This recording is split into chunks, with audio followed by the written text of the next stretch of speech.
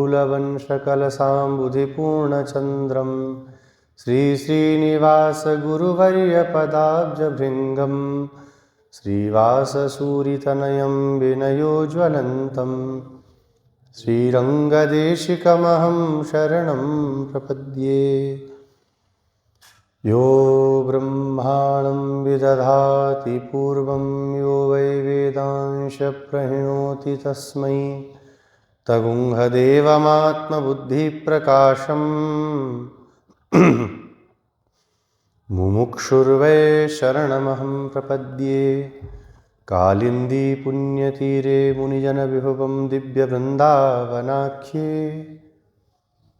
भक्ताभीष्टप्रदन्तं रघुकुलतिलकं सानुजं शार्गपाणिं राधाकृष्णाख्यतत्त्वं श्रितजनशरणं भ्राजमानं शुभाङ्गं सीताचित्ताभिरामं भवभयहरणं सन्ततं भावयामि।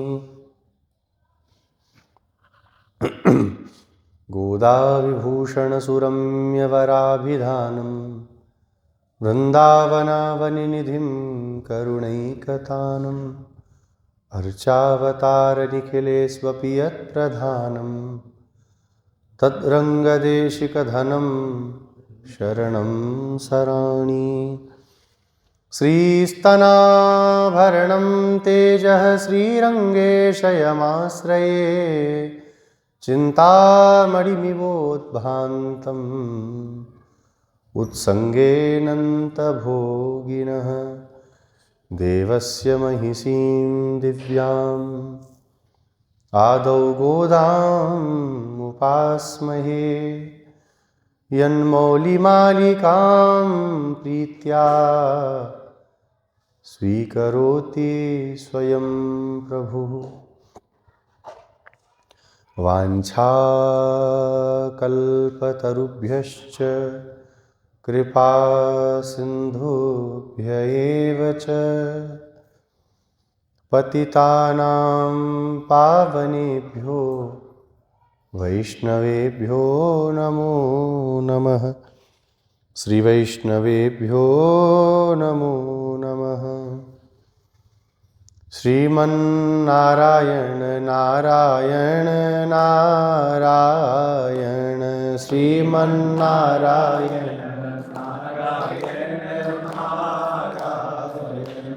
गोदा नारायण नारायण नारायण गोदा नारायण नारायण नारायण रंग नारायण नारायण नारायण रंग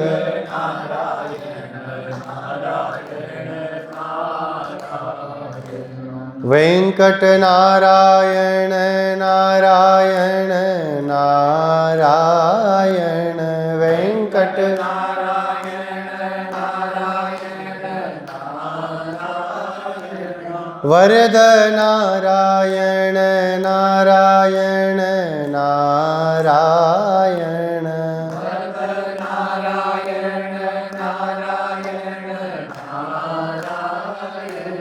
संपत नारायण नारायण नारायण संपत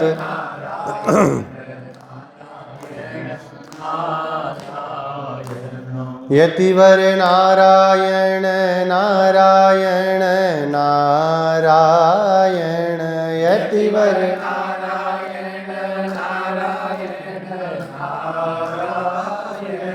फणिवर नारायण नारायण नारायण फणिवर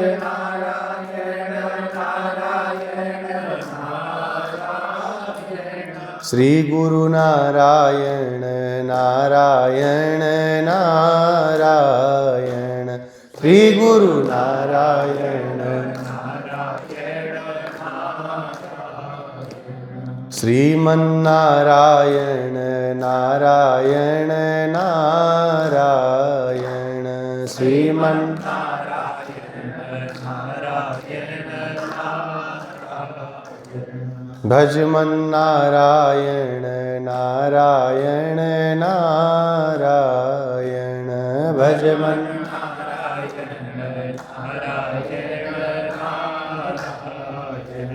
गोदा नारायण नारायण नारायण गोदा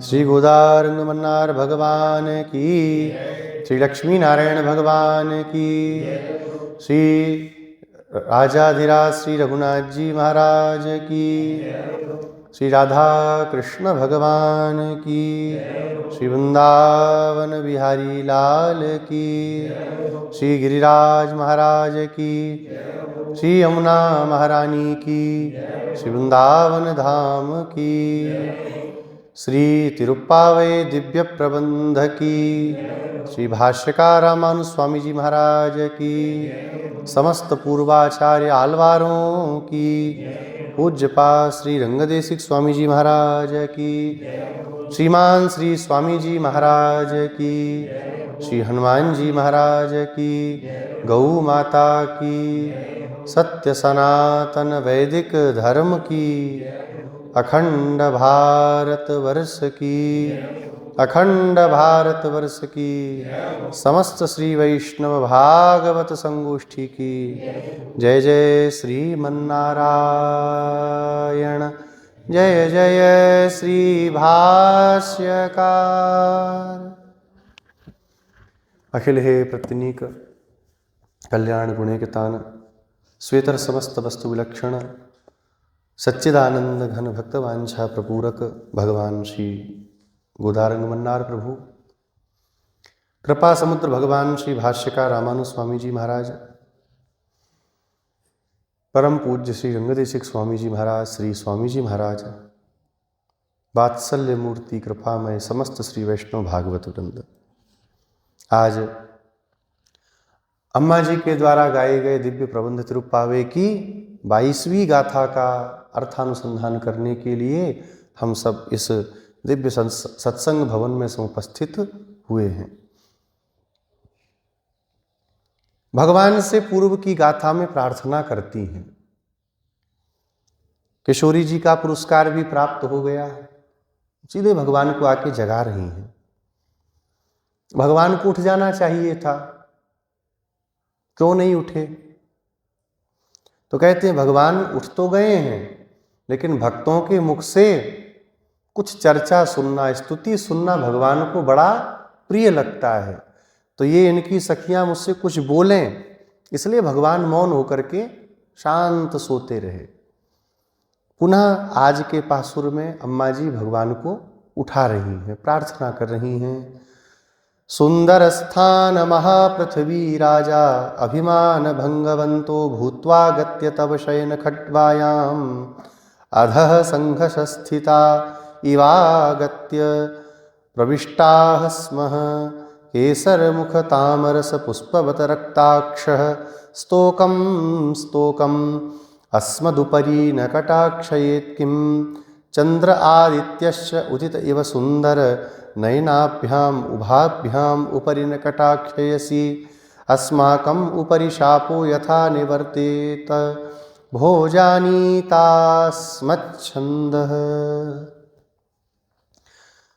पूर्व की गाथा में भगवान से हम अनन्य गति हैं, आपके सिवा हमारी दूसरी कोई गति नहीं है। जैसा हमारे आलवार कहते हैं, तारय मावा तारय निवर्तकान्य शून्यो हम, आप हमें तारिए और चाहे मत तारिए, आपको छोड़ करके हम किसी के सामने प्रार्थना करने वाले नहीं हैं। इस प्रकार से अनन्य गति, वैष्णव को अनन्य गति होना अपेक्षित है।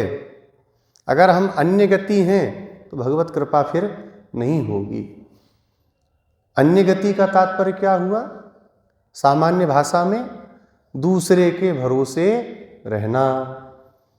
दूसरे में सब कोई आ गए, हमारा शरीर भी दूसरा ही है, हमारा मन भी दूसरा है, हमारी बुद्धि भी दूसरी है, हमारा धन भी दूसरा है, ये सब दूसरे हैं।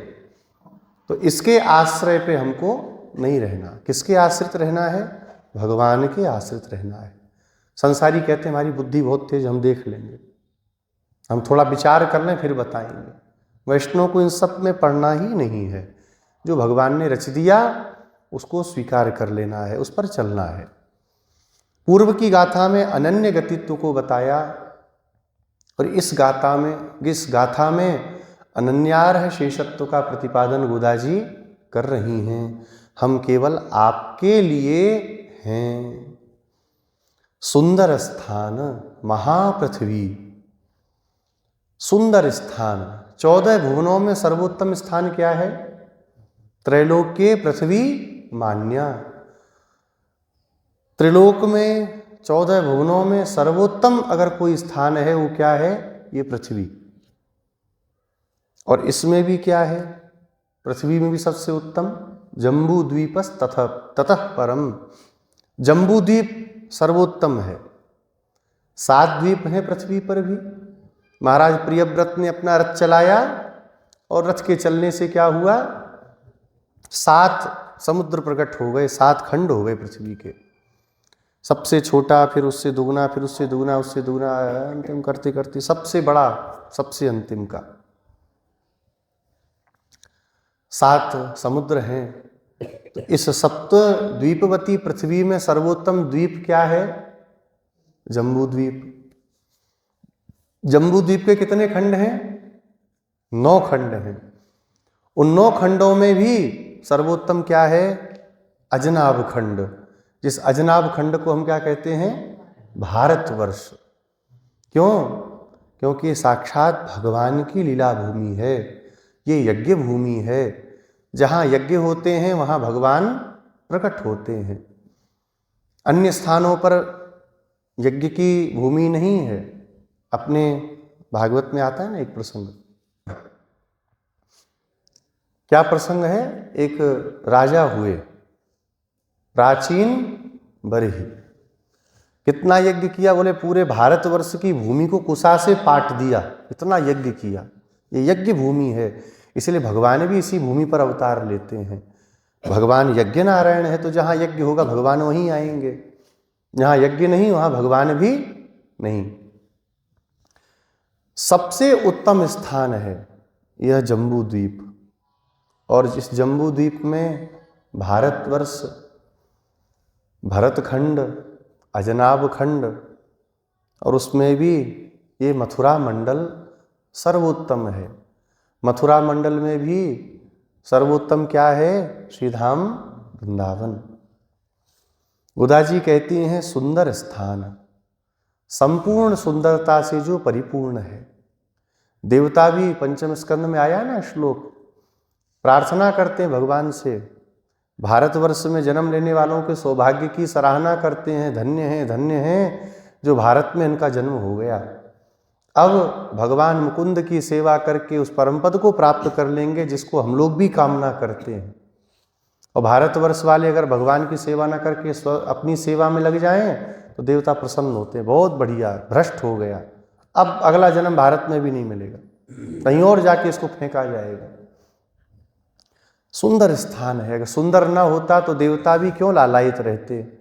ऐसे सुंदर स्थान महापृथ्वी, जिस पृथ्वी को भगवान ने अपने पत्नी के रूप में स्वीकार किया, यही इनकी महानता है पृथ्वी की। जिन पृथ्वी का उद्धार करने के लिए भगवान ने एक अवतार ही ले लिया। कौन सा अवतार? वराह अवतार। केवल भूमि देवी का उद्धार करने के लिए भगवान वराह आए। आज भी जहां भी भगवान वराह का मंदिर है किसके साथ है? हाँ, भूमि देवी के साथ। हाँ, श्रीमुष्णम में तो है। तिरुमला में भी अब बड़े आदमी का नाम ज़्यादा हो जाता है। तिरुमला में सब जाते हैं, वेंकटेश भगवान का दर्शन करते, उनकी महिमा गाते हैं, पर वो तो वहाँ किराएदार हैं। वो क्षेत्र किसका है? वो वराह भगवान का क्षेत्र है। वहाँ पर स्वामी पुष्करणी जो है, स्वामी पुष्करणी में सुदर्शन जी बने हैं ना एक तरफ में, उनके बिल्कुल बगल में एक छोटा सा मंदिर है, स्वर्ण का शिखर है, बहुत बढ़िया।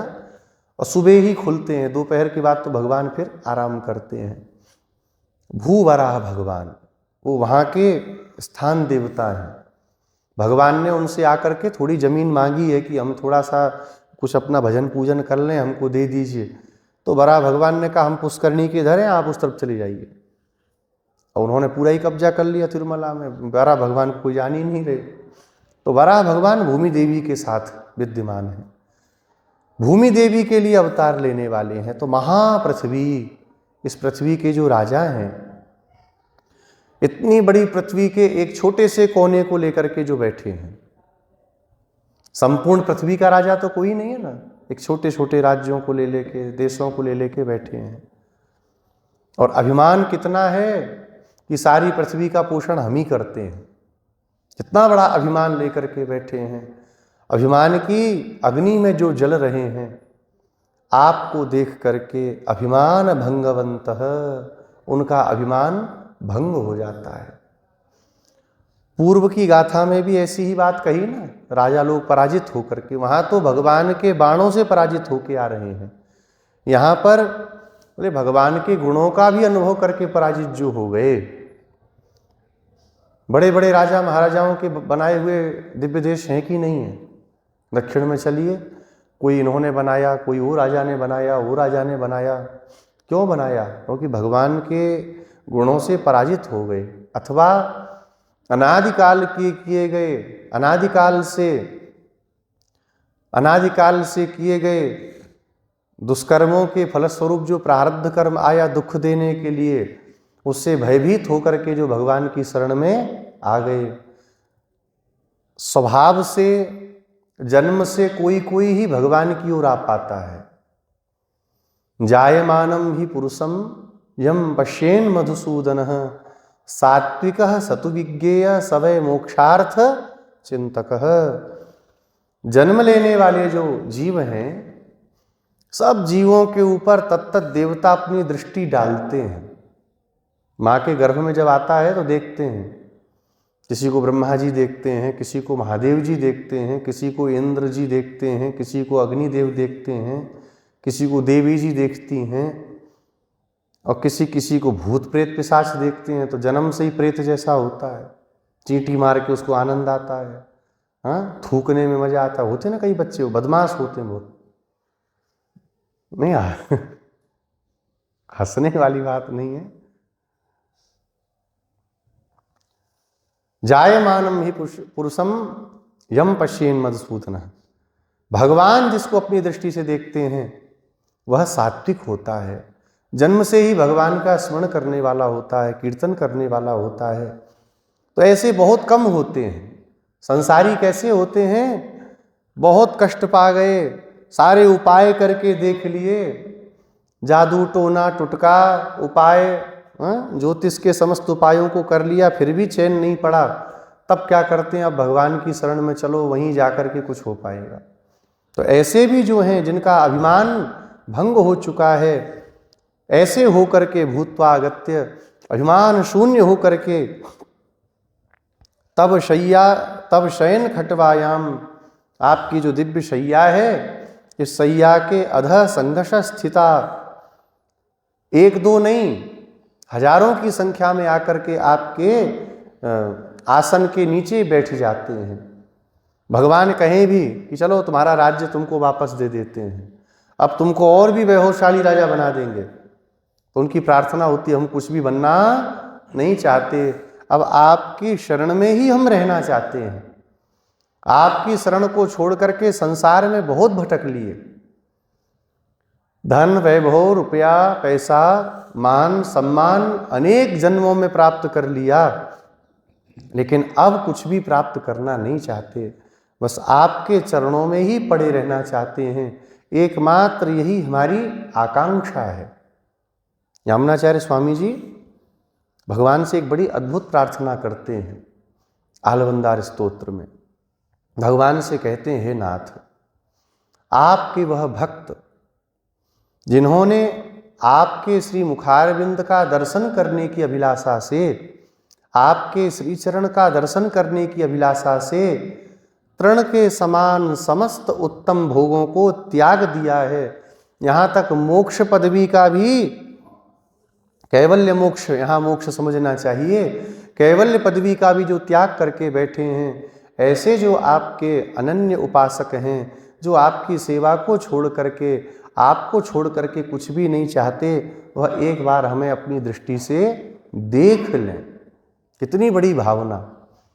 स्वामी जी कहते हैं, सकृत्वदाकार विलोकनाशया तृणीकृतानोत्तम भुक्ति मुक्तिभिः महात्मभिर्मामवलोक्यतां नय क्षणेऽपि ते यद्विरहोति दुत्सह।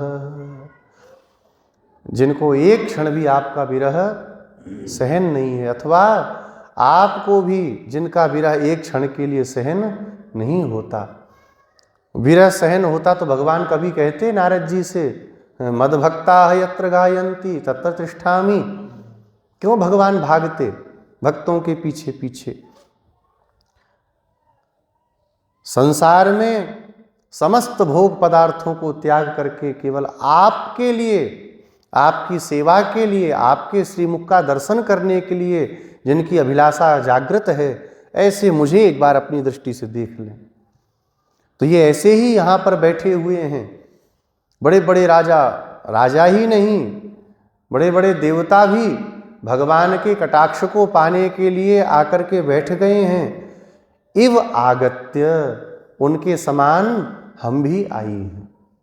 गोदा जी कहती हैं, मान भंग होने पर, अभिमान भंग होने पर जो बड़े बड़े राजा महाराजा हैं, बड़े बड़े देवता हैं, वो आपके आकर के आसन के नीचे बैठ गए हैं, हाथ जोड़ करके, और कोई भी कामना नहीं करते।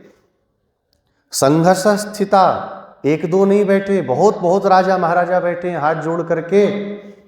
इस भारतवर्ष में ही आप देखिए कितने बड़े बड़े मंदिर हैं, राजाओं ने तो बनवाए। गोविंद देव जी का मंदिर कौन बनवाया? जयपुर के राजा नहीं बनवाया। ऐसे बड़े बड़े राजा आपके शयन खटवायाम, शयन की जो आपका जो आसन है, शयन की जो चारपाई है, उसके नीचे आकर के हाथ जोड़ करके बैठे हैं। उनके समान हम भी आई हैं। इसका तात्पर्य क्या हुआ उनके समान आने का? अपने स्त्री अभिमान को त्याग करके, इस स्त्रीत्वाभिमान को छोड़ना बहुत कठिन है हमारे लिए। हम स्त्री हैं, हम लज्जावती हैं, हमें किसी दूसरे के पास नहीं जाना है, हमें उससे प्रार्थना नहीं करनी है, लोग क्या कहेंगे, इन समस्त बातों को छोड़ करके, अपने समस्त अभिमान को त्याग करके कि हम नायिका हैं, नायक हमारे पास चल करके आए, इन समस्त अभिमानों को त्याग करके हम आपके चरणों में आकर के बैठ गई हैं। प्रविष्टास्मः, आपके पास आकर के खड़ी हैं, विराजमान बैठ गई हैं, आपसे प्रार्थना करती हैं, आप हमारे ऊपर दया करो। क्या दया करें? सखियों ने पूछा, आप क्या इनसे अपेक्षा करती हो कि क्या करें? तो श्री गोदा जी कहती हैं, केसर मुख तामरस पुष्पवत रक्ताक्षः स्तोकम स्तोकम अस्मत् उपरि न कटाक्षयेत् किम। कहती हैं, केसर मुख तामरस पुष्पवत। केसर मुख का अर्थ क्या किया? अर्ध विकसित सरोजवत, थोड़े से खिले हुए पुष्प के समान, सरोज कमल के समान आप, अथवा केसर मुख, केसर का जो मुख होता है छोटा सा ही होता है ना, एकदम थोड़ा सा खिला हुआ, ऐसे ही केसर मुख, अर्ध विकसित, तामरस माने कमल, पद्म,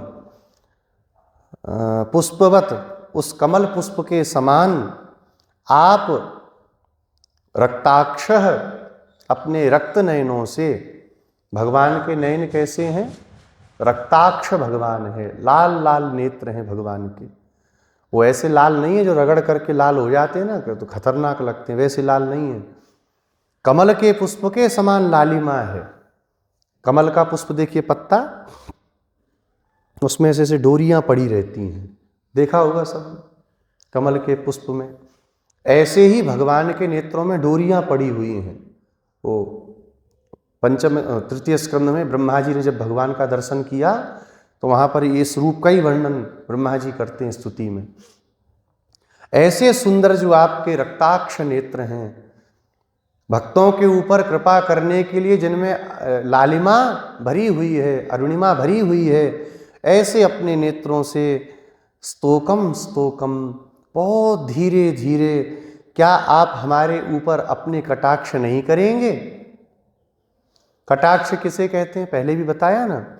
ये जो कोर होती है, यहाँ जो नेत्र यहाँ जुड़ा है, यहाँ से देखना ही कटाक्ष कहते हैं, यानी थोड़ा सा देखना और धीरे धीरे थोड़ा सा आप कटाक्ष करिए। तात्पर्य क्या है?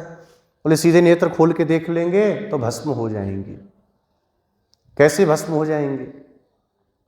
बहुत दिनों से सूखा पड़ा हो और जब भयानक वर्षा होती है तो फसल वहीं खत्म हो जाती है, और थोड़ा सा पानी पड़े तो धीरे धीरे धरती में अंदर सूखता है, अंदर की गर्मी जाती है तो फसल और बढ़िया हो जाती है। एकदम से सूखे में तीव्र वर्षा नहीं होनी चाहिए। अनादिकाल से हम आपके वियोग में सूख ही रही हैं। अगर एकदम से आपने अपने नेत्रों को हमारी ओर कर दिया तो सब नाश हो जाएगा। तो बहुत धीरे धीरे। दूसरा भाव क्या बड़ा सुंदर भाव, बोले एकदम से नेत्र खोलेंगे तो नेत्र सौंदर्य का आनंद कैसे ले पाएंगे? जब धीरे धीरे अपने नेत्रों को खोलेंगे तो नेत्रों के विकास के क्रम को हम देख सकेंगी, नेत्रों के विकसित होने को हम अच्छे से देख सकेंगी। उस सौंदर्य का लाभ जो सौंदर्य माँ यशोदा को प्राप्त है, जिस सौंदर्य को देखते देखते माँ यशोदा के नेत्र भी विकसित हो गए, ऐसे सौंदर्य का दर्शन हम भी कर सकेंगी। क्या अपने कटाक्ष से आप हमारे ऊपर कृपा नहीं करेंगे? क्या आप हमें नहीं देखेंगे? आप कृपा करके एक बार हमको देख लीजिए। कटाक्षयेत किम न कटाक्षयेत किम, क्या आप नहीं देखेंगे? सबको कृपा की दृष्टि से अभिसिंचित करने वाले जो देवता स्वार्थपरायण हैं, उन पर भी अपनी कृपा दृष्टि करने वाले, क्या हम स्वार्थहीना अपनी गोपियों पर आप कृपा नहीं करेंगे? क्या हम ऐसा मान लें कि केवल स्वार्थियों का स्वार्थ पूरा करना ही आपका उद्देश्य है? जो निस्वार्थ हैं, जिनको आपसे कोई स्वार्थ नहीं, उनके ऊपर कृपा करना आपका स्वभाव नहीं है? ऐसा नहीं है। आप कृपा करें। चंद्र आदित्यश्च उदित इव सुंदर नयनाभ्याम उभाभ्याम उपरि न कटाक्षयसी। कहती हैं चंद्र और आदित्य के समान, आदित्य माने सूर्य, सूर्य और चंद्र के समान उदित, उनके उदित होते हुए प्रातः काल के जो सूर्य होते हैं कितने सुंदर लगते हैं। उनका दर्शन करिए, मन प्रसन्न होता है। ऐसे उगते हुए सूर्य और उगते हुए चंद्रमा के समान आज तक हमने कभी देखा नहीं कि सूर्य और चंद्रमा एक साथ उदित हो रहे हों, लेकिन जब आपके नेत्रों को देखेंगी तो हमें विश्वास होगा, वह आनंद की अनुभूति होगी। सूर्य चंद्रमा अगर एक साथ उदित होते तो ऐसा ही सुख होता, ऐसे ही उदित हो रहे होते। उनके समान सुंदर नयनों वाले आप, उन सुंदर नयनों से उभाभ्याम, दोनों नेत्रों से अपने, क्या हमारे ऊपर आप अपना कटाक्ष नहीं करेंगे? अब यहाँ चंद्र नेत्र और सूर्य नेत्र कहने का क्या तात्पर्य है? भगवान के नेत्रों में सूर्य नेत्र का तात्पर्य है भगवान के भक्तों के जो विरोधी हैं, भगवान अपने नेत्रों से जब देखते हैं तो नेत्र कैसे हो जाते हैं? सूर्य के समान ताप देने वाले। उनको भगवान अपने नेत्रों से देख के ही भस्म कर देते हैं, उनको कुछ करना भी नहीं पड़ता। भीष्म जी जब स्तुति करने लगे भगवान की भागवत में प्रथम स्कंद में है ना, तो क्या कहते हैं? हम अच्छे से जानते हैं कि आप अर्जुन के कहने पर जो रथ को लेकर के सेनयोर उभयो मध्य, अर्जुन ने कहा ना कि मध्य में रथम स्थापय में अच्युत, हे अच्युत मेरे रथ को दोनों सेनाओं के बीच में खड़ा करिए, देखता हूं कौन युद्ध लड़ने आया है, किसकी सामर्थ्य इतनी बढ़ गई कि मेरे से युद्ध लड़े। भीष्म जी कहते हैं हम अच्छे से जान गए आपने क्या लीला की। क्या लीला की? भीष्म जी कहते हैं केवल आपने अपनी दृष्टि का पात किया, दृष्टि से देखा सबको, और दृष्टि डालते ही सारे के सारे पर सैनिक नष्ट हो गए, सब मर गए। भगवान ने कहा तो 18 दिन क्या हुआ भाई, हमने ही मार दिया तो? बोले 18 दिन खड़े मुर्दों को लिटाने का काम किया गया। जो मुर्दे खड़े थे उनको लिटाने का काम किया गया, बाकी अपनी दृष्टि से आपने उनकी आयु को खींच लिया। तो ताप देने वाले हो गए कि नहीं भगवान? और वहीं भक्तों के लिए वे चंद्रमा के समान नेत्र वाले प्रभु हो जाते हैं। चंद्रमा में 3 गुण होते हैं। पहला गुण होता है प्रकाश देने वाला। चंद्रमा प्रकट होते हैं पूर्णिमा के तो बढ़िया प्रकाश हो जाता है। आप आराम से बढ़िया अखबार भी पढ़ो तो पढ़ सकते हो चंद्रमा की रोशनी में। दूसरा होता है तापोपनोदकत्व, ताप का शमन करना। चंद्रमा ताप का शमन भी करते हैं। मई जून की गर्मियों में दिन में कितना तपता है, जब शाम को चंद्रमा निकलते हैं, ठंडी हवा आती है, कितना आनंद होता है। लोग मच्छरदानी लगा के बाहर सोते हैं छतों पर। क्यों सोते हैं? चंद्रमा की किरणों से ठंडी मिलती है। और तीसरा है आह्लादकत्व, चंद्रमा प्रसन्नता देते हैं। इसीलिए साहित्य शास्त्र में नायिका के मुख की उपमा चंद्रमा से दी गई। जैसे चंद्रमा प्रसन्नता देता है ऐसे उसका मुख भी प्रसन्नता देने वाला है। चंद्रमा प्रसन्नता प्रदान करते हैं। ऐसे ही भगवान का यह जो नेत्र है चंद्र नेत्र, यह भी भक्तों को आनंद वर्षा करने वाला है। भक्तों के लिए आनंद होता है। भगवान के नेत्रों का ही दर्शन कराया था रामानुज स्वामी जी ने। किसको?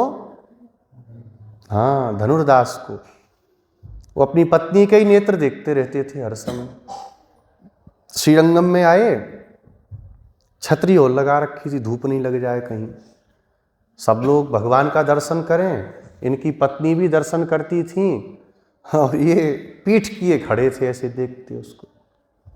रामानुज स्वामी जी बोले संसार में बेवकूफ तो बहुत हैं, इतना बड़ा बेवकूफ आज तक नहीं देखा। सारा संसार भगवान के श्री मुख का दर्शन करने, रंगनाथ भगवान का मुख दर्शन करने, ये क्या कर रहा है? ये लोगों ने बताया महाराज ये बगल में ही रहता है, इसका बड़ा नाम है मल्लों के बीच में, बहुत बड़ा मल्ल है। मल्ल माने पहलवान, धनुर्धर इसका नाम है। लेकिन जब से ब्याह हुआ ऐसा पागल हो गया अपनी पत्नी के पीछे, दिन रात इसकी पत्नी हेमा है उसके नेत्रों को ही देखता रहता है। स्वामी जी पहले तो उपेक्षा कर दिए, छोड़ो क्या करना, संसारी लोग हैं। फिर कुछ देर बाद स्वामी जी के मन में भाव आया इसका तो कुछ नहीं बिगड़ेगा, ये तो अनादिकाल से भटक ही रहा है। लेकिन श्रीरंग धाम से अगर ऐसे ही भटकता चला गया तो हे प्रभु आपके धाम की क्या महिमा बचेगी कि श्रीरंग धाम में आकर के भी संसार में भटकता रह गया। भगवान ने उसी समय अपने शिष्यों, रामानुज स्वामी जी ने अपने शिष्यों से कहा उसको हमारे पास बुला लाओ।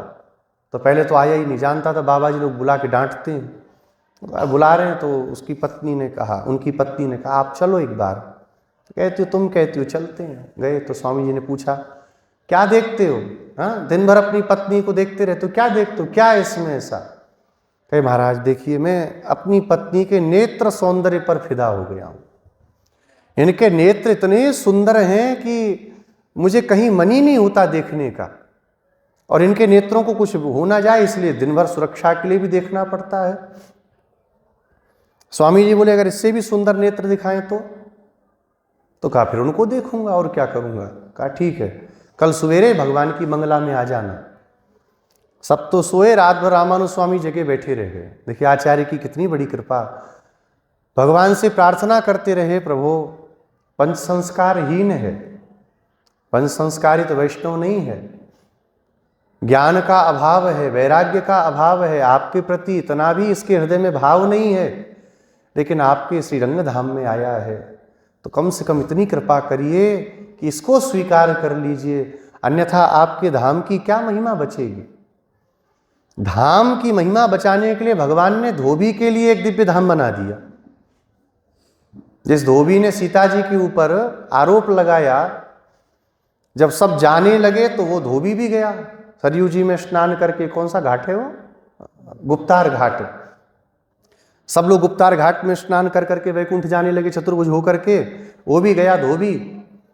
तो भगवत पार्षद चंड प्रचंड बाहर आ गए, गदा लेके कहा खबरदार यहां आया, भाग, हमारी माँ के ऊपर आरोप लगा करके वैकुंठ चाहता है।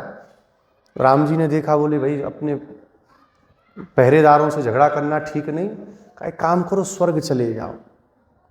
वो स्वर्ग गया, देवराज इंद्र वज्र लेके आगे, कहा खबरदार अंदर आए तो मारेंगे, खोपड़ी फूल, भाग यहाँ से। मतलब कहाँ जाए, पापियों के लिए तो एक ही ठौर है, क्या? नरक। यमराज भैंसे पे भारी बैठे थे, कहीं आना नहीं, तुम्हारे से पापी के पैर पड़ते नरक भी अशुद्ध हो जाएगा, तुम्हारे लिए नरक भी नहीं, जाओ यहाँ से। जब कहीं गति नहीं मिली तो भगवान को बड़ी करुणा हुई, बोले कि धामवासी है, फिर मेरे धाम की क्या महिमा बचेगी? तो गोस्वामी जी कहते हैं, सीय निंदक अघ ओघ नसाए, लोक विशोक बनाई बसाए।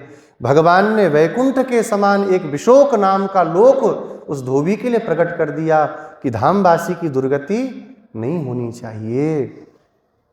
धाम में रहने वालों पर भगवान विशेष कृपा करते, इसीलिए तो धाम में आने की एक महिमा होती है।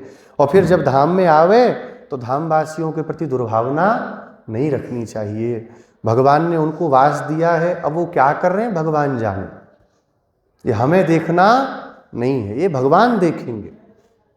हमें तो श्रद्धा रखनी है। रात भर रामानुज स्वामी जी धनुर्दास के धनुर्धर के लिए प्रार्थना करते रहे। प्रातःकाल स्नान आदि करके मंगला के समय पहुंचे, ये भी आ गया अपनी पत्नी के साथ।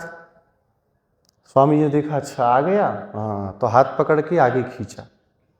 और जैसे ही रामानुज स्वामी जी का स्पर्श हुआ, रोम रोम पुलकित हो गया। भगवान श्री रंगनाथ के नेत्रों को दिखाया, कहा क्या इनसे भी सुंदर कोई नेत्र संसार में हो सकते हैं? भगवान के उन अद्भुत नेत्रों का, अपार सौंदर्य के निधान भगवान के अद्भुत नेत्रों का दर्शन करके धनुर्धर जी वहीं पर मूर्छित होकर गिर गए। संभला नहीं सौंदर्य, पुनः उठे और फिर ऐसे भक्त हुए कि भक्तमाल में नाभा गोस्वामी जी भी उनका चरित्र गाते हैं। रामानुज स्वामी जी के प्रधान शिष्यों में श्री धनुर्दास जी महाराज। ऐसे भगवान के नेत्र हैं, दुष्टों के लिए सूर्य के समान तपने वाले हैं, भक्तों के लिए चंद्रमा के समान आनंद देने वाले, शीतलता देने वाले। भक्तों के जब कष्टों को भगवान सुनते हैं तो अपने नेत्रों से जब दृष्टिपात करते हैं तो कष्ट भी नष्ट हो जाते हैं। भगवान को कुछ करना नहीं पड़ता है। जब भक्तों के कष्टों को भगवान सुनते हैं सावधान होकर के, तो धीरे से बस एक कटाक्ष कर देते हैं, धीरे से देख देते हैं, और देखने मात्र से वो कष्ट नष्ट हो जाते हैं। क्योंकि इन नेत्रों का यही तो वैलक्षण्य है, यही तो इन नेत्रों की विशेषता है, ये सब कुछ कर देते हैं। गोपियां भी कहती हैं ना, शरदुदासये साधु जात सत सरसिजोदर श्री मुसादृशा। गोपियां कहती हैं इस शरद ऋतु में सुंदर तालाबों में खिले हुए जो सुंदर सुंदर पुष्प हैं, उनकी जो शोभा है, आपने जब अपने नेत्रों से देखा तो उनकी शोभा को भी चुरा लिया। उन नेत्रों से आपने हमारे मन को चुराया और अब उन्हीं नेत्रों से हमको मारना चाहते हैं। क्या ये मारना नहीं है? नेह किम वधः, क्या ये वध नहीं है? भगवान के नेत्र ऐसे हैं, इन नेत्रों में जो फंस गया फिर समझो जय जय सीताराम। हमारे बांके बिहारी जी हैं, आओ बढ़िया बढ़िया नेत्र, पता नहीं कितना काजल मैया ने हरदास स्वामी जी ने लगा दिया, और दूर से ही नेत्र दूर से दिखते हैं, बड़े बड़े नेत्र। तो ऐसे सुंदर नेत्रों को क्या आप कृपा करके उनका कटाक्ष हमारी ओर नहीं करोगे? अपने उन नेत्रों से आप हमें नहीं देखोगे? भगवान के कमल नेत्र हैं, कमल नयन भगवान हैं। भगवान का एक नाम है, क्या नाम है? पुंडरीकाक्ष। पुंडरीक के समान, पुंडरीक कहते हैं कमल को, कमल के समान सुंदर जिनके नेत्र हैं। श्रीरंगम के आगे एक दिव्य देश है तिरुवेल्लरई, वहाँ भगवान कौन है? श्री पुंडरीकाक्ष भगवान मार्कंडेय जी पर कृपा करने के लिए भूमि देवी के साथ विराजमान है। भगवान के नेत्रों से सब कुछ पवित्र हो जाता है। एक कथा आती है, भगवान जब पांडवों के दूत होकर के गए तो भगवान ने किसके यहाँ प्रसाद पाया?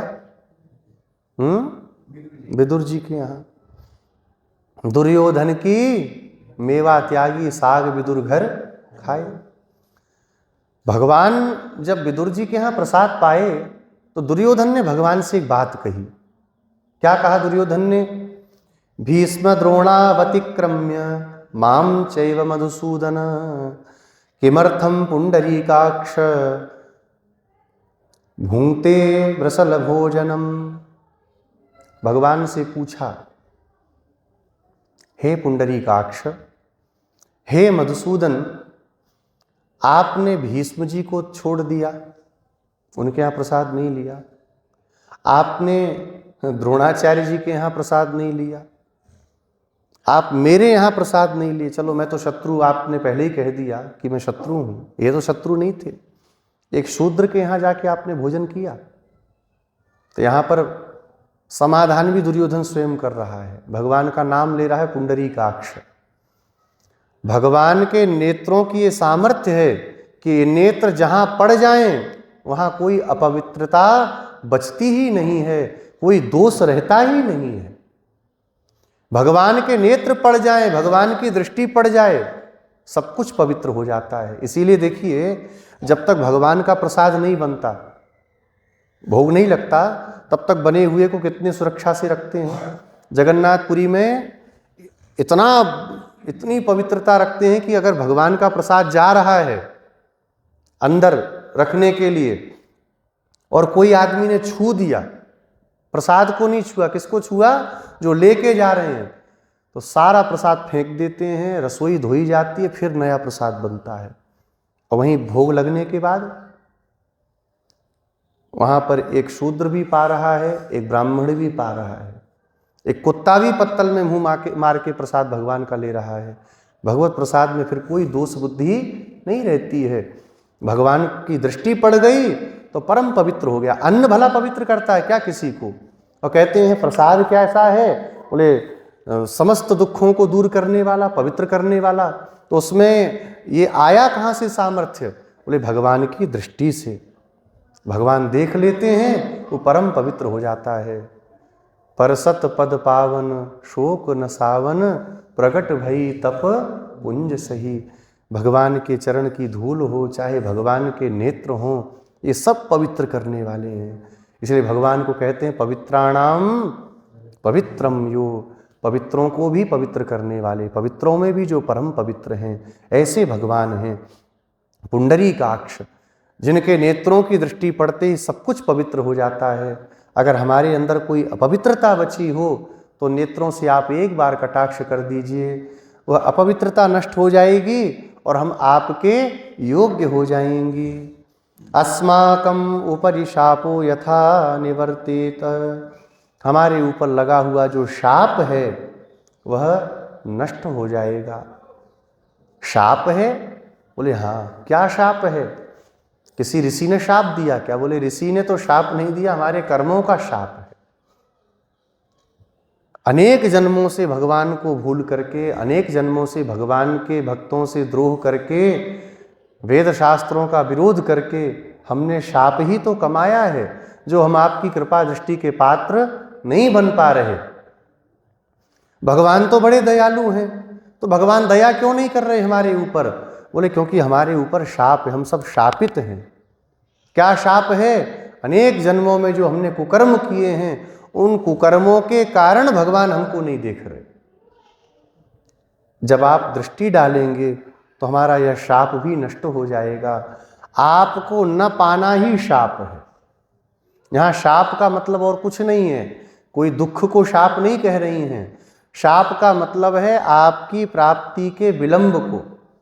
आपकी प्राप्ति के लिए जो विलंब हमको प्राप्त हो रहा है, वह विलंब हमारा सदा के लिए नष्ट हो जाएगा। शीघ्र ही आप हमें मिल जाएंगे। आप हम पर कृपा करें।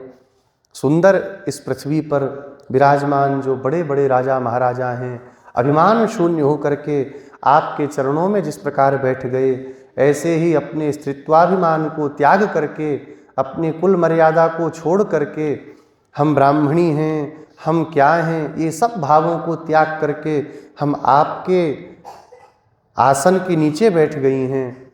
अब आप सुंदर अर्ध विकसित कमल के पुष्प के समान अपने सुंदर नेत्रों से धीरे धीरे हमारे ऊपर दया दृष्टि करिए।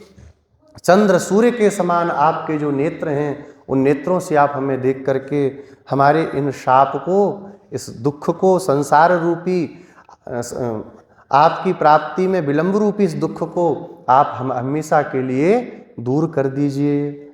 यह आज की गाथा में गोदा जी प्रार्थना करती हैं। अब यहाँ पर इस गाथा में जो रहस्यार्थ है, उस रहस्यार्थ को गोदा जी अपनी सखियों को बता रही हैं। स्तोकम स्तोकम कटाक्षस्य फलम ज्ञानम क्रमेण यत्। अम्मा जी ने कहा धीरे धीरे कटाक्ष करिए। धीरे धीरे का क्या तात्पर्य है? अच्छा, एक चीज और देखिए, उदाहरण ध्यान आया। बहुत दिन से कोई व्यक्ति भूखा हो तो एक बार में बहुत कुछ नहीं खिलाया जाएगा ना, मर जाएगा वो। धीरे धीरे खिलाते हैं। ऐसे ही अनादिकाल से संसार में भटक करके हमने बहुत कष्टों को भोग लिया। अब आप मिलोगे तो इतना सुख हम सहन नहीं कर पाएंगे, तो धीरे धीरे अपने नेत्रों से हमको, हमारे ऊपर दृष्टि करिए। तो धीरे धीरे कटाक्ष करने का क्या तात्पर्य है? बोले धीरे धीरे भगवान की ओर जाएंगे तो सबसे पहला कर्म क्या होगा? आदौ देहात्म भावस्य त्यागः शेषत्व भावना।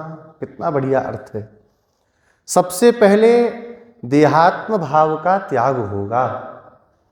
हम देह हैं, हम शरीर हैं। यह जो अज्ञान है, यह अज्ञान निवृत्त हो जाएगा भगवान के कृपा कटाक्ष से। शरीर से देहात्म भ्रम दूर नहीं होता, देह में आत्म भ्रम हटता नहीं है।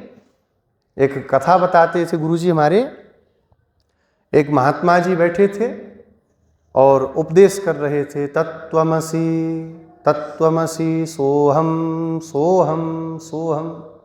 समझे? चेला बोला हाँ गुरुजी। तब तक एक हाथी आया बड़ी तेज चिल्लाता हुआ। गुरुजी भगे, चेला भगे, उसके पहले गुरुजी भगने लगे। बोले गुरुजी कहाँ भग रहे हैं? आप तो सोहम हैं जिसका नाश ही नहीं हो सकता, तो फिर क्यों भग रहे हैं? बोले सोहम तो वहीं बैठा है, ये तो अविनाशी शरीर भाग रहा है। देह से आत्मभ्रम दूर नहीं होता।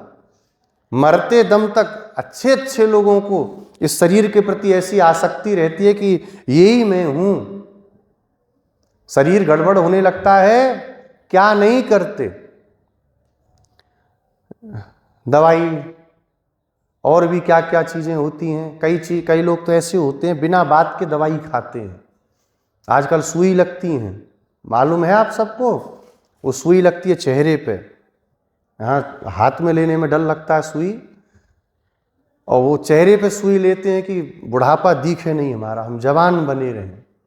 भीष्म जी बोलते हैं शांति पर्व में उपदेश देते हुए, युधिष्ठिर इस संसार में धन्वंतरी के समान बड़े बड़े वैद्य हुए, हमको हमारा शरीर न छोड़ना पड़े, वृद्धावस्था ना हमको आकर के घेरे, बड़े अवलेहों को बनाया, खूब घोट घोट करके खाया, लेकिन काल के सामने उनकी भी न चल सकी। तो देहात्म भाव का त्याग बहुत दुर्लभ है, बहुत कठिन है, पर भगवान की और आचार्य की, वैष्णवों की कृपा हो तो बड़ा सुलभ है। कितने वैष्णव हैं, शरीर का कोई भानी नहीं होता। वृंदावन में देखिए नंगे पैर चलते हैं, मई जून की गर्मी हो चाहे ठंडी हो। यहाँ पर लोग चार चार मोजा पहन के मंदिरों में जाते हैं, बस नहीं चलता, नहीं जूता पहन के घुस जाएं भगवान के सामने। कई बार देखते रंगनाथ भगवान के जगमोहन में लोग चप्पल पहने आ जा रहे हैं, फिर भगाना पड़ता, भैया यहाँ कहाँ चप्पल पहन के आ गए आप। शरीर से ये भ्रम निकल पाना बड़ा कठिन है, लेकिन भगवत कृपा से यह संभव है। और उसके बाद में शेषत्व भावना, जब देहात्म भाव नष्ट हो जाएगा, मैं शरीर नहीं हूँ, मैं शरीर नहीं हूँ, तब क्या भावना आएगी? मैं आत्मा हूँ। तो किस लिए हूँ? शेषत्व भावना, परमात्मा के लिए हूँ, अपने स्वामी के लिए मैं हूँ। तब अन्य शेषत्व संत्याग, अन्य शेषत्व का त्याग शेषत्व की भावना आने पर हो जाएगा। मैं आत्म तत्व हूँ, जब इतना ज्ञान हुआ तो मैं किसके लिए हूँ? इस आत्म तत्व का मालिक कौन है? तो भगवान है। तो अन्य शेषत्व जाएगा कि नहीं जाएगा? हम दूसरों के लिए नहीं हैं। मेरे तो गिरधर गोपाल दूसरों न कोई, कोई नहीं है। गोस्वामी जी से मीराबाई जी ने पूछा एक पत्र लिख करके, हमारे घर के जितने स्वजन हमारे हैं सब भगवत सेवा में विघ्न करते हैं, संतों के पास जाने विघ्न करते हैं, क्या करना चाहिए? तब गोस्वामी जी ने लिख करके भेजा, जाके प्रिय न राम वै देही, तजिए ताहि कोटि बैरी सम, यद्यपि परम स्नेही। जिनको भगवान से प्रेम नहीं है उनको त्याग दो। कैसे? बोले करोड़ों बैरियों के समान, एक में बैर भरा है ऐसा मान के छोड़ दो। फिर किसी ने छोड़ा कि हमसे ही छुड़वा रहे हो? त्यजो पिता प्रहलाद, पिता का त्याग करना चाहिए? नहीं, लेकिन प्रहलाद जी ने त्यजो पिता, अपने पिता को त्याग दिया। त्यजो पिता प्रहलाद, विभीषण बंधु भरत महतारी। विभीषण ने अपने भैया का त्याग कर दिया और मातृदेवो भव, वेद की सर्वोपरि आज्ञा है, भगवान से विमुख होने वाली अपनी माँ को भरत जी ने त्याग दिया। 14 वर्षों तक भरत जी कैकेयी जी से माँ कह करके नहीं बोले। गुरु जी कथा बोलते थे, भगवान जब सबको विदा करने लगे बंदर भालुओं को, तो सबकी पंक्ति थी ना, लाइन लगी थी विदा करने के लिए, कुछ कुछ दे रहे थे भगवान, हृदय से लगाते थे। जब सब पंक्ति समाप्त हुई तो अंतिम में हाथ को ऐसे पसार करके माँ कैकेयी खड़ी थी। भगवान ने जब देखा तो रघुनाथ जी सिंहासन से खड़े होकर दौड़ पड़े। कहा, माँ आप यहाँ पे इस पंक्ति में क्यों खड़ी हैं? आपको तो आज्ञा कहनी चाहिए। कहा, आज्ञा देने योग्य अब मैं बची नहीं हूँ, एक प्रार्थना करने आई हूँ, मैं कुछ मांगने आई हूँ आपसे। भगवान ने कहा, कहिए माँ क्या चाहिए? कहा, भरत 14 वर्ष हो गए जब से मैंने तुम्हें वन को भेजा, आज तक भरत ने मुझे माँ कह करके नहीं पुकारा। हे राम, एक बार भरत मुझे माँ कह के पुकार दे, बस यही प्रार्थना मैं तुमसे करती हूँ। भगवान को बड़ा कष्ट हुआ कि मेरे कारण भरत ने इतना दुर्व्यवहार माँ के साथ किया। तो बुलाया भरत जी को, छत्र पकड़ के खड़े थे पीछे। आज भी भगवान का कितना सुंदर राज्याभिषेक का दर्शन, आज राज्याभिषेक की छवि है। हाँ, तो छत्र पकड़ के खड़े थे। भगवान ने बोला, इधर आओ। कहा, छत्र गिर जाएगा, हम नहीं आएंगे। कहा, छत्र गिर जाने दो, पर आओ इधर। आज्ञा हुई, आए। कहा, माँ क्या कह रही है? कहा, कौन सी माँ? मैं तो इसका कब का त्याग कर चुका हूँ। जब मेरे पिता ने इसका त्याग कर दिया तो मेरे लिए भी माँ नहीं रही। वाल्मीकि रामायण में प्रसंग आता है, जब भगवान का वनवास होने लगा तो दशरथ जी ने बहुत विनती की कैकेयी से। कहा, कैकेयी मैं प्रार्थना करता हूँ, अपने सिर को तुम्हारे पैरों में रख के प्रार्थना करता हूँ कि राम को वन मत भेजो। नहीं मानी तो वहां पर दशरथ जी एक प्रतिज्ञा करते हैं। दशरथ जी कहते हैं, जिस अग्नि को साक्षी मान करके, जिस वैदिक अग्नि को साक्षी मान करके मैंने तुम्हारा पाणी ग्रहण किया था, उसी अग्नि को साक्षी मान करके आज मैं तेरा और तेरे पुत्र का परित्याग करता हूं। मेरे मरने के बाद तुम्हें मेरे शरीर को स्पर्श करने का भी अधिकार नहीं होगा। मैं सारे संबंधों को नष्ट करता हूं। जब मेरे पिता ने संबंध नष्ट कर दिया तो मेरी मां किस बात को रही? भगवान ने कहा, तुम अपनी चलाओगे कि हमारी मानोगे? अभी तक तो भरत लक्ष्मण ही अपनी चलाना जानते थे, अब हमें बड़ा कष्ट होता है कि हमारा भरत जो हमारी हर बात में हाँ करने वाला था वो भी अपनी चलाना सीख गए। भरत जी शांत हो गए। कहा, नहीं भैया, ये भरत तो जीवन की अंतिम सांस तक अपनी नहीं आपकी ही चलाएगा। भगवान ने कहा, प्रणाम करके माँ को माँ कह करके पुकारो। तब भरत जी ने माँ कहा।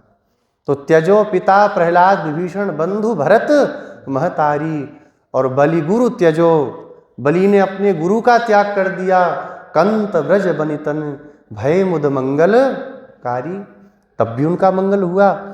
तो अन्य शेषत्व, हम भगवान को छोड़ के किसी के शेष नहीं हैं, यह भावना आती है। और ज्ञातृत्वागतम आत्मनः, और आत्मा में ज्ञान का प्रकाश होता है। उस ज्ञान के प्रकाश से क्या होगा? स्वातंत्र की निवृत्ति हो जाएगी। हम जो अपने को स्वतंत्र मानते हैं ना, आज वैदिक धर्म का पालन करने वाले, श्रुति स्मृति विहित कर्मों का पालन करने वाले गिनती पर, ऐसे उंगलियों पर मिलेंगे, करोड़ों के लोगों के बीच में। हिंदू राष्ट्र लोग कहते हैं। हिंदू राष्ट्र तो तब होगा ना जब हम वैदिक संस्कृति को मानेंगे। हमें वैदिक संस्कृति का काखा गाघा नहीं पता तो क्या हिंदू राष्ट्र बनेगा? हिंदू राष्ट्र का तात्पर्य है वेदानुकूल कर्मों को करने वालों का राष्ट्र। यहाँ पता ही नहीं है वेद क्या कहता है। यहाँ गंदा संदा नहीं छोड़ा जाता। तिलक स्वरूप करने में, चुटिया रखने में हाथ कांप जा रहे हैं हिंदुओं के। जनेऊ पहनने में लगता है कि पता नहीं कितना बड़ा बोझ टांग दिया कंधे के ऊपर। हम अपने को स्वतंत्र मानते हैं, इसलिए हम ये सब करते हैं। हम भगवान के परतंत्र हैं, तो भगवान की आज्ञा है श्रुति स्मृति, तो हम उसका पालन करेंगे। स्वातंत्र की निवृत्ति हो जाती है, और निवृत्ति आत्मरक्षणे, निवृत्ति ही आत्मरक्षणे। हम अपनी रक्षा स्वयं कर सकते हैं। यह जो भाव है, यह भी इस ज्ञान के आने पर नष्ट हो जाता है। ये धीरे धीरे कटाक्ष हो रहा है ना भगवान का, उसका फल आ रहा है। सबसे पहले क्या होगा? देहात्म भाव का त्याग होगा, उससे शेषत्व की भावना आएगी, अन्य शेषत्व का निराश हो जाएगा। अन्य शेषत्व का निराश होने पर आत्मा में ज्ञान का प्रकाश होगा। ज्ञान स्वरूप तो है ही आत्मा, तब स्वातंत्र की निवृत्ति हो जाएगी। ज्ञान होगा तो होगा ना, हम स्वतंत्र नहीं हैं, हम तो भगवान के परतंत्र हैं। और फिर क्या होगा? जब हम भगवान के परतंत्र हैं तो अपनी रक्षा में हम कैसे कुछ कर सकते हैं? अपनी रक्षा भी हम नहीं कर सकते। जो बनते हैं अपनी रक्षा करने वाले, लकवा मार जाए अपना हाथ नहीं उठता। करो रक्षा। बालों में शैम्पू लगाते हैं, कंडीशनर लगाते हैं, फिर क्या करते हैं? सुखा के वो मशीन से फिर कंघी करते हैं, बाल नहीं टूटें। और कंघी लगाती 50 बाल फिर हाथ में आ जाते हैं। एक बाल की रक्षा हमसे हो नहीं रही, हम क्या किसी की रक्षा करेंगे? तो आत्मरक्षण, हम अपनी रक्षा कर लेंगे, ये भावना भी नष्ट हो जाती है। हम अपनी नहीं कर सकते तो उपायांतर का भी त्याग हो जाएगा। फिर ये दृढ़ निश्चय होगा भगवान ही उपाय हैं, श्रेयःपति ही उपाय हैं। उपायांतर का त्याग होगा और भगवान ही उपाय हैं, यह भाव हृदय में स्थित हो जाएगा। जो कुछ करना है भगवान हमारे लिए करेंगे, हमारे लिए जो कुछ सोचना है हमारे भगवान सोचेंगे, हमको कुछ भी सोचना नहीं है। इसके बाद में क्या होगा? बोले पारतंत्र प्रपत्तिश्च सद्गुणे पूरितात्मनः। भगवत पारतंत्र और प्रपत्ति, इससे यह आत्मा युक्त हो जाएगी। भगवान के अत्यंत परतंत्र होकर के रहना। जैसे सीता जी की वृत्ति है, सब सामर्थ होते हुए भी सीता जी क्या कहती हैं रावण से? नत्वं कुर्मि दशग्रीव भस्म भस्मार्ह तेजसा। राम जी का संदेश नहीं आया और मैं शरणागति की दीक्षा में दीक्षित हूं। एक बार रघुनाथ जी मुझसे कह देते कि सीता नाश करके आ जाओ, तो मैं केवल देख भर लेती तेरे को, तो यहीं तू भस्म हो जाता, सारी तेरी लंका नष्ट हो जाती। इतनी सामर्थ होकर के भी सीता जी कैसे रहीं? तो अत्यंत पारतंत्र पूर्वक रहना, भगवान जैसे रखें। और फिर प्रपत्ति, भगवान के प्रति भाव होना, भगवान के प्रति सर्वस्व समर्पित कर देना। इसके बाद क्या होगा? बोले भगवान श्रेयःपति की अनुभूति होगी। जब अत्यंत पारतंत्र पूर्वक हम प्रपत्ति करेंगे तो क्या होगा? भगवान की अनुभूति होने लगेगी धीरे धीरे। और प्रीति सेवाति प्रेमतः, और जब अनुभूति होगी तो अपने परम प्रेमास्पद के प्रति हमारी सेवा भी प्रारंभ हो जाएगी। भगवान में प्रेम ना होने से हम उनकी सेवा छोड़ते हैं, है ना? हमारा प्रेम भगवान में नहीं है, इसलिए भगवान की सेवा में हमको बहुत प्रमाद आता है। हाँ, भगवान की सेवा में अत्यंत प्रीति की उत्पत्ति हो जाएगी और उस सेवा के द्वारा क्या होगा? स्वभोक्तृत्व जो है स्वभोक्तृत्व बुद्धि जो है उसका नाश होगा।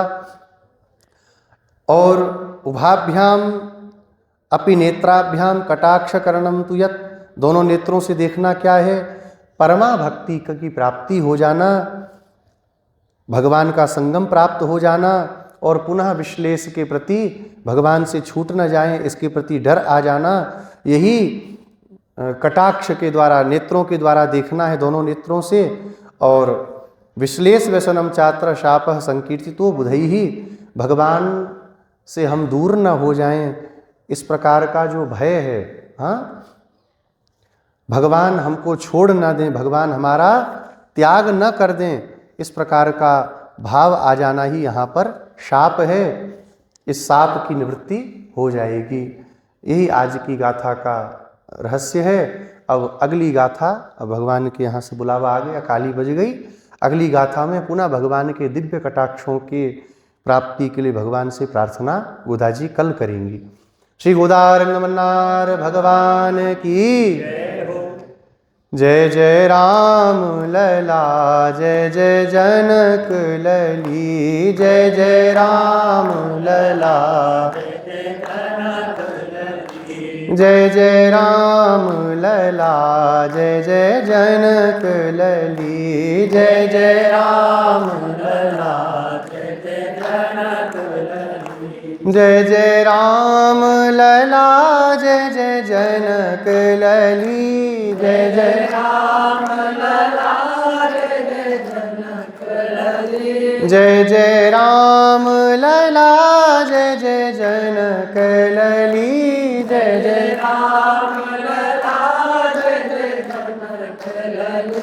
जय जय भरत लाल बजरंग बली, जय जय भरत लाल बजरंग बली, जय जय लखन लाल शत्रुघ्न बली, जय जय लखन लाल शत्रुघ्न बली, जय जय राम लला, जय जय जनक लली, जय जय राम लला, जय जय जनक लली। श्री गोदारंगमन्नार भगवान की, श्री तिरुप्पावय दिव्य प्रबंध की, श्री भाष्यकार रामानुज स्वामी जी महाराज की, पूज्यपाद श्री रंगदेशिक स्वामी जी महाराज की, श्रीमान श्री स्वामी जी महाराज की, समस्त श्री वैष्णव भागवत संगोष्ठी की जय जय श्रीमन्नारायण,